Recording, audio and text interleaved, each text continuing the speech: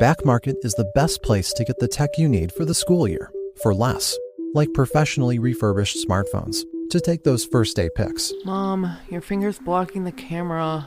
Or laptops to write that essay. How many M-dashes would you like? No matter what you need it for, the premium refurbished tech on Backmarket is guaranteed by the Backmarket Promise.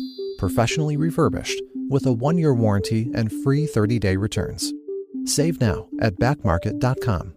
New England summers don't exactly ease you in. 1 minute the windows are open, the next your apartment feels unbearable. Well, meet Windmill Air. Windmill window ACs are sleek, they're quiet, and cool your space fast without the bulky eyesore. Rated the #1 easiest AC to install, Windmill lets you adjust temperatures right from your phone and, unlike traditional units, cools your room more evenly like central air. Shop Windmill online at windmillair.com or pick up an AC at your nearest Target or Home Depot. Windmill, modern air care your room deserves.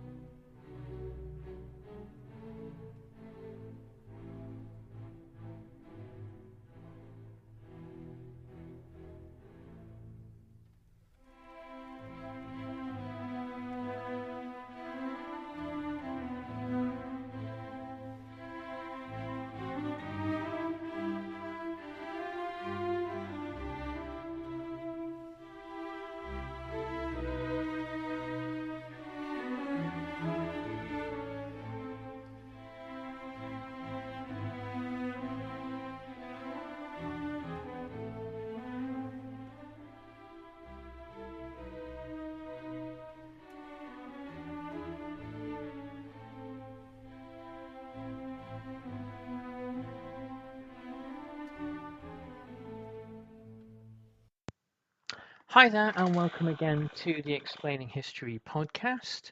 This is the first kind of Monday recording I've done for a while. As I mentioned, I've gone through a kind of a burnouty sort of period. This happens from time to time in the life of every prolific podcaster, and I have been doing this now since 2012. So, blinking out, 14 years. And every so often you get to a point where you just need some mental downtime. Otherwise, you just kind of trying to pump out content for some or other reason. And the reason why I do this, well, there are many reasons why I do it, but one of the reasons why I do it is so that I'm not pumping out content for some or other reason. It's because what I try to do is look at books that I think are important, look at books that I think are really sort of worthwhile, worth giving your time to. And everything I'll talk about on this channel, obviously, I've read thoroughly, and I would recommend that you read too. And so that's why I sometimes take some time out and just spend some time actually doing the reading again and re-exploring things. I want to talk today about Blood and Ruins by Richard Overy. It's we're kind of a single volume history of the Second World War, except it's not. It's a single volume history of a period of conflict from 1931 to 1945, which Richard Overy calls the Great Imperial War. And it's a fascinating kind of reframing of the 1930s and the 1940s. And I would venture that the conflict, the Great Imperial War, actually continued for the rest of the 20th century. But that's a different argument altogether.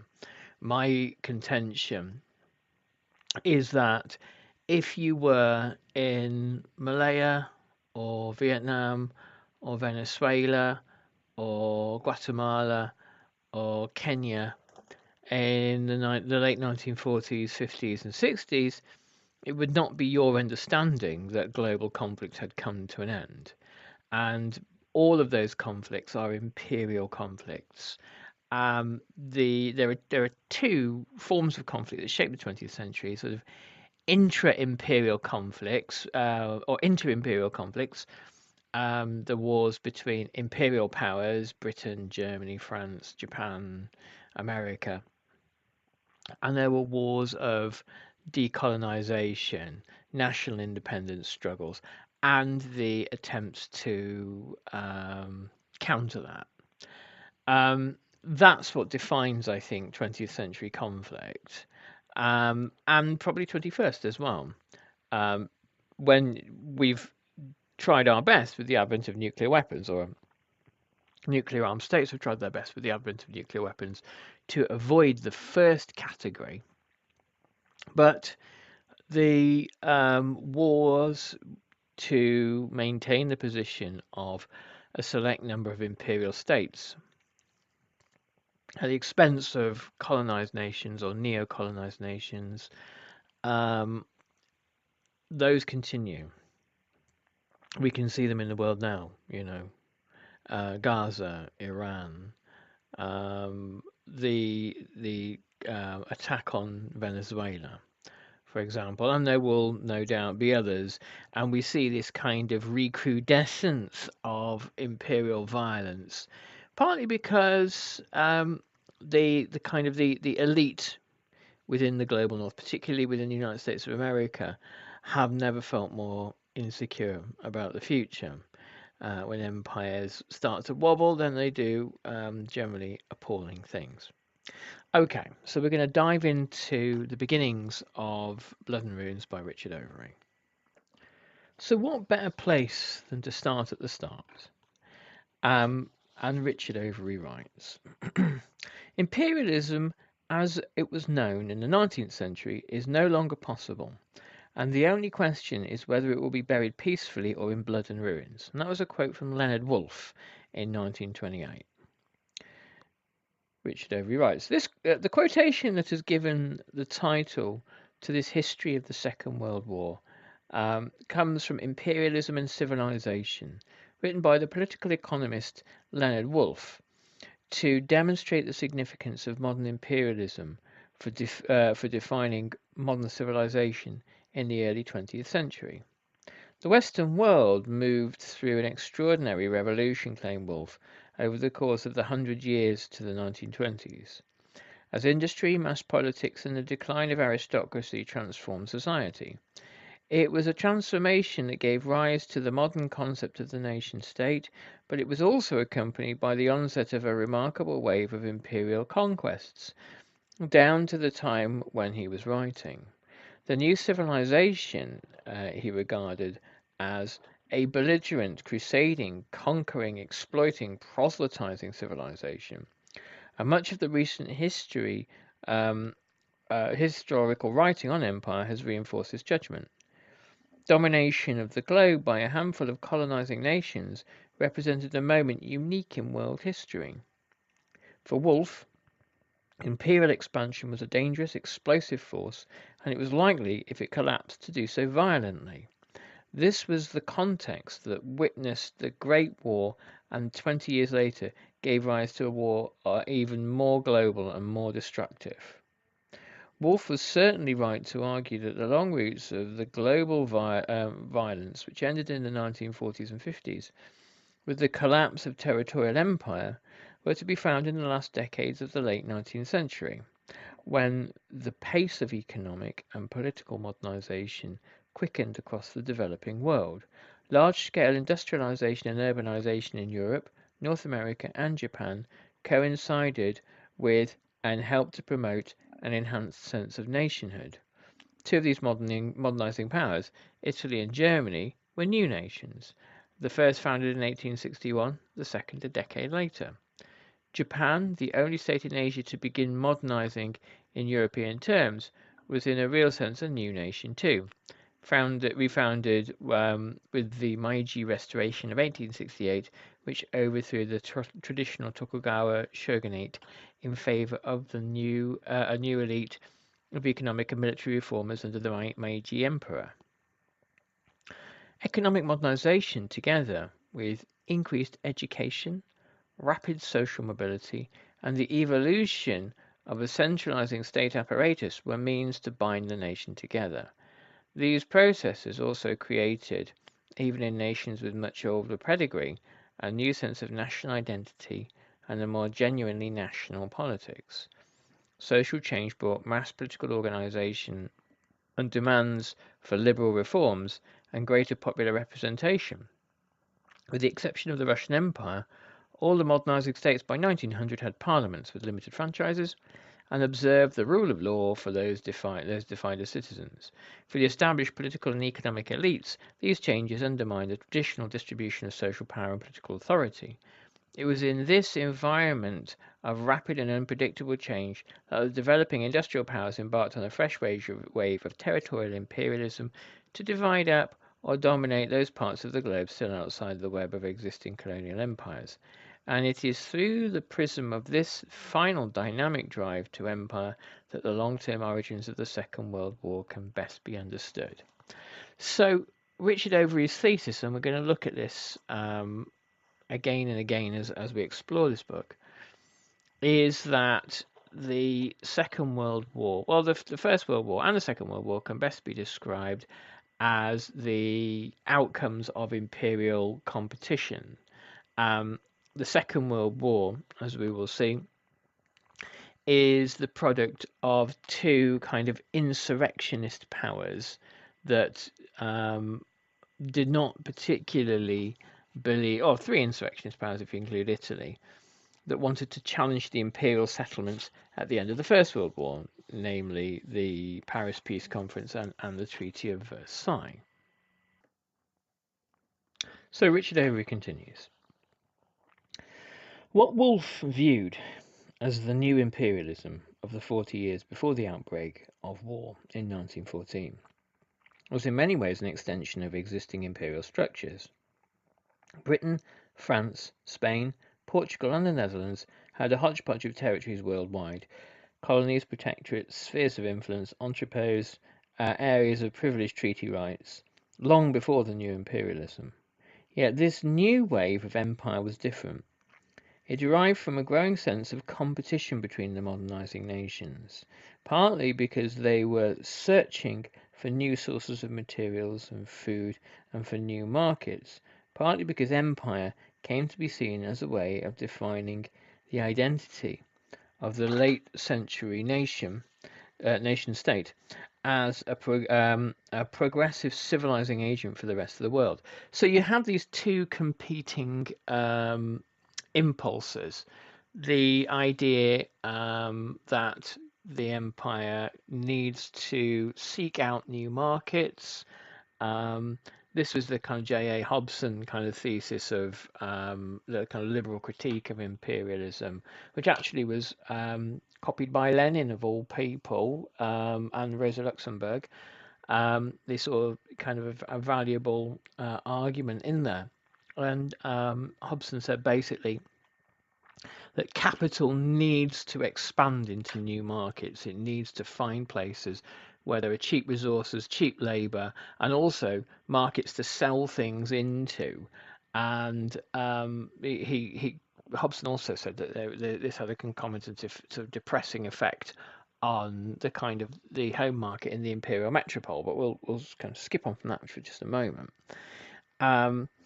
And also, there's this idea of the civilising mission, and this goes beyond simple propaganda to tell people back home that the empire's all right. Really, it was. I mean, of course, ordinary working and middle class people in Britain, France, Belgium, and other places, despite all the kind of horrific colonial crimes perpetrated, were generally led to believe that their brand of civilization was turning sort of savages into good Christians, basically, and or good citizens of the empire. Built is the membership for where you live that lets you earn points on rent, and as of 2026, mortgage payments too. Now renters and homeowners can earn up to 1.25x points on housing payments each month. Built's new Palladium, Obsidian, and Blue cards turn your spending into flexible rewards that you can redeem with top airlines, hotels, and more. Apply at joinbuilt.com/acast. That's joinbilt.com/acast. Terms and limitations apply. Subject to approval and eligibility. Built cards are issued by Column NA, member FDIC, pursuant to license from MasterCard International Incorporated. Back Market is the best place to get the tech you need for the school year, for less, like professionally refurbished smartphones, to take those first day pics, Mom, your finger's blocking the camera. or laptops, to write that essay. How many M dashes would you like? No matter what you need it for, the premium refurbished tech on Back Market is guaranteed by the Back Market Promise. Professionally refurbished, with a 1-year warranty and free 30-day returns. Save now at backmarket.com. New England summers don't exactly ease you in. 1 minute the windows are open, the next your apartment feels unbearable. Well, meet Windmill Air. Windmill window ACs are sleek, they're quiet and cool your space fast without the bulky eyesore. Rated the #1 easiest AC to install, Windmill lets you adjust temperatures right from your phone and, unlike traditional units, cools your room more evenly like central air. Shop Windmill online at windmillair.com or pick up an AC at your nearest Target or Home Depot. Windmill, modern air care your room deserves. And it was important for the orchestrators of empire to believe this too, and to bring it about. This idea of kind of mission civilatrix, the idea that where you were going, particularly a key part of French imperialism was the idea that where you're going, you're implanting French as opposed French culture, language, government, ideas, philosophies, and it was a bulwark against the British. And Francophone Africa continued to be really, really important all the way up to the 1990s. Mitterrand was very, very obsessed with the idea of Francophone Africa and the idea that the French language around the world was kind of under threat, but the idea that you were bringing civilization when the Second World War, in the run-up to the Second World War, a popular idea, perhaps the most popular idea amongst the British population, was that the Second World War would be a showdown between civilization and barbarism, and barbarism would be represented by fascism, and the idea that British imperialism could indeed be barbaric, and indeed was barbaric. This was kind of something that was not entertained, and the idea that what British imperialism was doing was kind of taking British civilization and spreading it around the world. Of course, when the world after the Second World War comes to Britain, this is this is for many British people, this is something that is not wanted. The whole point of an empire is it's there, but it's kind of overseas. It's not here. Okay. This last was especially the case for new nations, the idea of civilizing mission and national prestige, whose identity was fragile, divided by regional loyalties and social conflicts. In December 1894, German Chancellor Prince Chlodwig zu Hohenlohe-Schillingsfürst announced that the maintenance of our colonial possessions is a demand of national honour and an indication of our national reputation. In Italy in 1885, the Foreign Ministry claimed that in the veritable steeplechase for colonial acquisitions, In all parts of the world, Italy had to find its destiny as a great power by acquiring colonies of its own. What seems to be the case is that when new nation states are formed, their entry into the club of great powers, which has as much to do with appeasing domestic nationalism as it does with anything else, is assured by colonial conquest. Unfortunately for all of these countries, the Germans, the Italians, and also the Japanese, a great deal of colonial of the most valuable colonial conquests had already happened. For the Japanese reformers running the new Meiji state, some form of imperialism was regarded as an essential demonstration of the new national way, the Kokutai, and the occupation of the Kuril, Ryukyu, and Bonin Islands in the 1870s was the first step in building what is now called the Great Empire of Japan. Over the half century that followed, these were the three states whose wish to create major empires would result in world war in the 1940s. The link between forging a modern national identity and the acquisition or extension of empire became a commonplace in the years before 1914. Even for those traditionally dynastic empires in Eastern Europe, Romanov and Habsburg, whose imperial aspirations in the Balkans would eventually result in war. For those nations intent on consolidating or building an overseas empire, the relationship between nation building and imperialism was explicit. The term nation empire, rather than simply nation, defines those states that took part in the scramble for territory.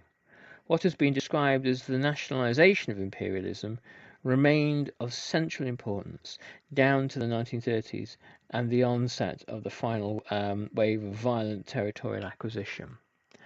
And so I think if you, as Overy does, if you look at the phenomenon of global war in the context of the long sweep of European imperialism, which begins in 1492, but perhaps even before then, but so it begins at the end of the 15th century and continues into the 20th century, a 450 year sweep. That makes a sense of these kind of this kind of catastrophic period in world history, and it means that the explanation for the Second World War is imperial. You have these great powers that have believe that they have kind of settled matters that began in the 1860s, 1870s with Italy and Germany, and disrupting the balance of power in Europe as far as the French and the British and the Russians were concerned. And then they settle matters after the Treaty of Versailles in 1919, and then 20 years later there is an insurrection against the Treaty of Versailles, and finally European imperialism destroys itself and is replaced largely by American imperialism, which has been managing the world in its own violent and acquisitive manner ever since. And now we're at an inflection point where it might be that American empire fails, and what comes after is anyone's guess. Chinese imperialism, who knows? Or perhaps a new model of the management of world affairs that is in no way European, or to a lesser extent European. To see that in a broader chronological sweep, like 5,000 year chronological sweep, it would make sense.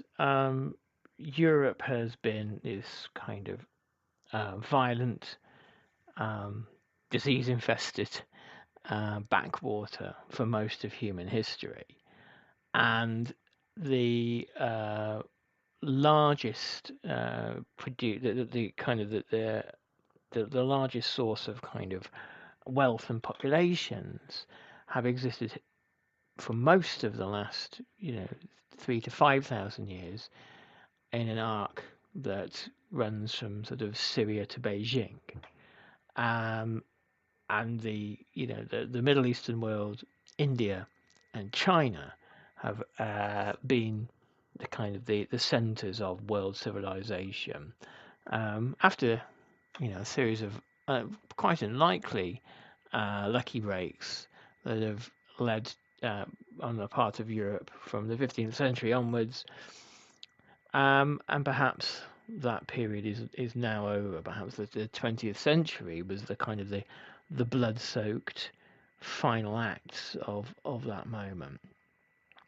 Too early to say, maybe. Anyway, to return to Richard Overy. The fantasies that sustained the wave of new imperialism were not generated in a vacuum. They drew upon, and in turn stimulated, a body of intellectual and scientific engagement with empire that was shared among many imperial states. The notion of national competition owed much to an application of the Darwinian paradigm about the survival of the fittest and the natural character of the contest between modern states. This was a widely debated argument in the years before 1914, but there was a prominent line of thinking associated with some of Darwin's most distinguished successors, that healthy nations were destined by nature to subject lesser peoples to their rule. The British statistician Carl Pearson, in a lecture in 1900 on national life from the standpoint of science, told his audience that that the nation had to be kept to a high standard of efficiency, chiefly by war with inferior races, and with equal races by the struggle for trade routes and for the sources of raw materials and food supply. So when you listen to that sort of rhetoric, and this was not seen as an extreme position, particularly at the time. This is not somebody in a uniform with a toothbrush moustache marching up and down shouting. This is a statistician. This is an academic. This is a kind of somebody who contributes to the overall management of everyday life in empire, talking in terms that would be familiar to us from Mein Kampf. The one thing that I guess it's easy for us to ignore is, and it's very, very unpalatable, but racial ideas were mainstream in Britain, in most modern European states, long before the Nazis ever emerged, and the idea of eugenics, of there being hereditary differences between peoples, of there being a taxonomy of peoples, higher and lower races, different levels of civilization, all of this kind of stuff, which the Nazis articulated. The only difference with the Nazis is that the argument wasn't simply for domination or kind of a paternalism, but for extermination, and that there were races that had not passed nature's challenge to be allowed to carry on existing. That is not really the kind of the lesson, particularly the British Empire, though the atrocities of European empires, British, Belgian, for example, were highly influenced by the idea that there were certain peoples that didn't particularly matter if you did horrific things to them. The German general Friedrich von Bernhardi in Germany and the Next War, published in 1912 and widely translated, explained national competition in terms that many must have regarded as a given. Those forms survive which are able to procure themselves the most favourable conditions of life and to assert themselves in the universal economy of nature. The weaker succumb. A key element of the application of Darwinian theory was the struggle for resources, for which it was widely assumed more imperial territory would in the end be needed. In 1897, the German geographer Friedrich Ratzel coined the now notorious term living space, or Lebensraum, when he argued that modern superior cultures needed to expand territorially to provide food and material resources for a growing population, and that this would only be done at the expense of inferior cultures. The conclusions are from Ratzel's Political Geography, written by the young Adolf Hitler, written when the young Adolf Hitler was a schoolboy in Austria, were discussed by the future dictator in the 1920s with his close companion Rudolf Hess. The sense of cultural superiority that informed European imperialism also drew from a contemporary scientific theory that also suggested a natural hierarchy of the races, one that relied, so it was argued, on genetic difference. Although there was little convincing scientific evidence, the state of primitive backwardness or overt barbarianism in which the colonised world was alleged to subsist meant that the material resources and land would merely be wasted if they were not taken over by more advanced nations, whose part it was to bring the fruits of civilization to the exotic and decadent peoples. This contrast was taken for granted and was used to justify strategies for racial discrimination and a permanent state of subjection. In 1900, Lord Curzon, the British Viceroy of India, could argue that all the millions I have had to manage are less than school children. In Germany, this view was even extended to the empire's European neighbours in the east, which could be regarded as the Leipziger Volkszeitung put it in 1914, as the seat of barbarism. More dangerously, assumptions of superiority, whether biological or ethical, were used to justify the level of extreme violence that actually underlay the wave of new imperialism. There are many theorists that argue that the horrors of the Second World War, from the Holocaust to mass killings in Poland, Greece, Russia, and even in Western Europe, if you think about the reprisals against French citizens during the Second World War, were the product really of the barbarism of European empire being brought back to Europe, and the every horrific practice that European colonists inflicted on colonized peoples was then brought back and inflicted on Europeans. And there is an element of hypocrisy there of nobody cared about other holocausts, other mass killings, other genocides, and yet when Europeans inflict these things on themselves, suddenly this is a global horror, which indeed it is. It is. But more horrific than the 12 million Congolese murdered by King Leopold's regime? Arguably not. Anyway, I'm going to leave you there, but I'll be diving into Blood and Ruins again probably tomorrow. And though I've got my energy back now, so I'll be doing a little bit more of this. There's so much happening on the website that I can scarcely kind of contain, can scarcely take the time to kind of tell you all about it here. But so much to say that by September it's going to be a machine for enthusiasts, for students, and for teachers. So go and check it out, explaininghistory.org, see what you think, and there's plenty there. Anyway, I'll finish. Take good care. All the best. Bye-bye.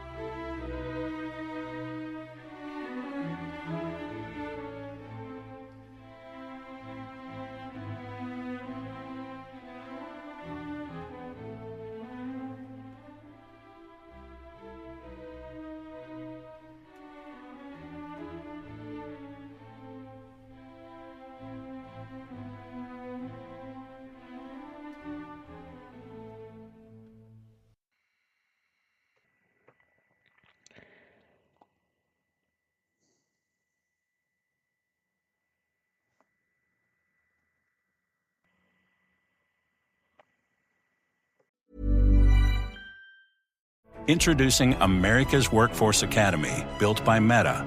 Paid training, a job, and a path to America's future. Because the future is for everyone. Learn more at meta.com/America's Workforce Academy. New England summers don't exactly ease you in. 1 minute the windows are open, the next your apartment feels unbearable. Well, meet Windmill Air. Windmill window ACs are sleek, they're quiet and cool your space fast without the bulky eyesore. Rated the #1 easiest AC to install, Windmill lets you adjust temperatures right from your phone and, unlike traditional units, cools your room more evenly like central air. Shop Windmill online at windmillair.com or pick up an AC at your nearest Target or Home Depot. Windmill, modern air care your room deserves. Thank you for listening to this episode of Explaining History. This podcast is an independent production, and it's listener support that keeps these conversations going week after week. If you find value in the show and want to help cover the costs of research and production, please consider making a contribution. You can join our community on Patreon or make a one-off donation. Just follow the links in the show notes for this episode. Every bit of support is truly appreciated.